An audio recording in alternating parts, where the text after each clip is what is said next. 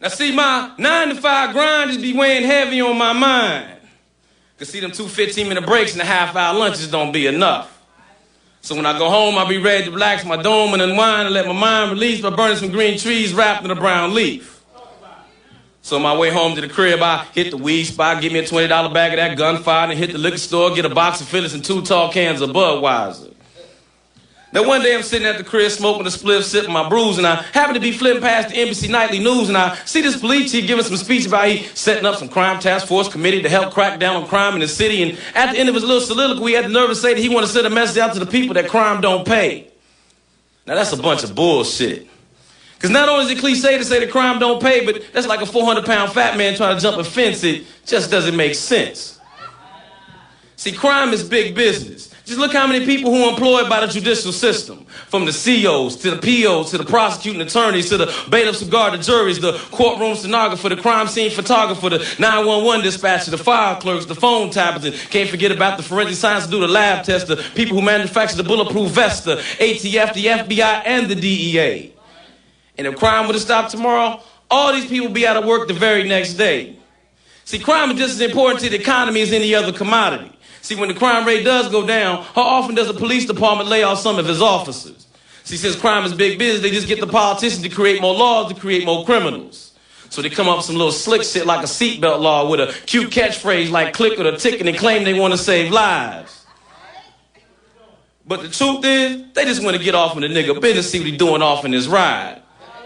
You know, hopefully they catch him riding dirty with some weed stashed in the seats or riding with a suspended license doing a little drinking and driving, but if you really wanted to cut down on drinking and driving, then why isn't it required that you have to take a breathalyzer before you leave the bar or the club? Because see, they'd rather for you to get off in the streets and have to deal with the police, and that's how they maintain their job security. And these correctional facilities turning niggas into modern-day slaves, they paying them way below the minimum wage.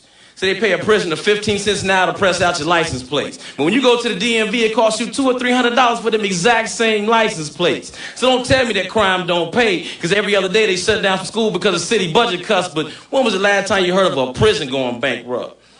Then they got these fucked up cocaine laws where they give you 2 years for powder, 10 years for rock. But the truth is they don't ever want to see the dope game stop.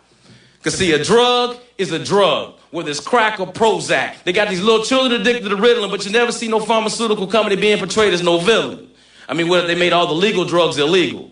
You had niggas making rap videos about how they stand on the corner slinging nicotine patches and serving up 8 balls of Demerol and slinging keys of Viagra all the way to Florida to Alaska. But see, that's never gonna happen.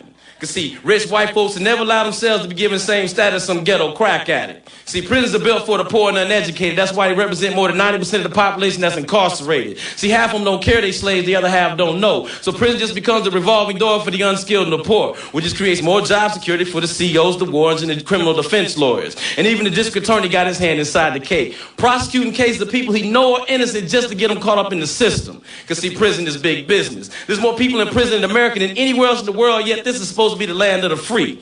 See, can't nobody tell me that crime don't pay. I mean, what if you're a criminal defense lawyer, you make 6 figures a year, do you really want to see crime go away?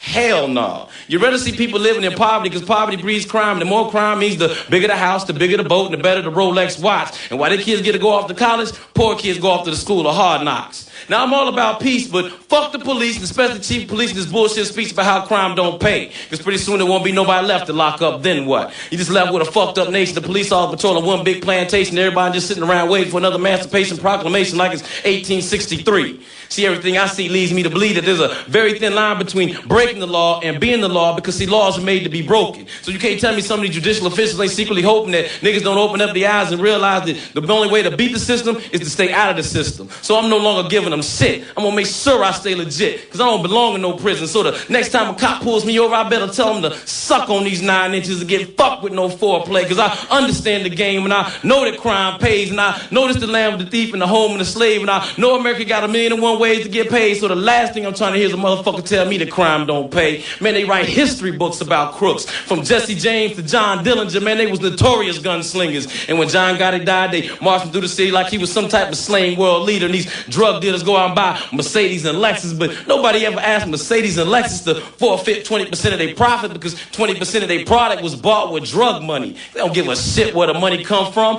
Just keep it coming. That's how the economy works. Buying and selling. So it doesn't matter if it comes from a college graduate or a two-time felon. So Mr. Chief of Police, I have to disagree with your bullshit speech that crime don't pay. Because if no people no longer sell dope, steal and rob, your ass will be out of a fucking job. And I bet you change what you got to say because you already know that crime definitely pays. Peace on that, y'all.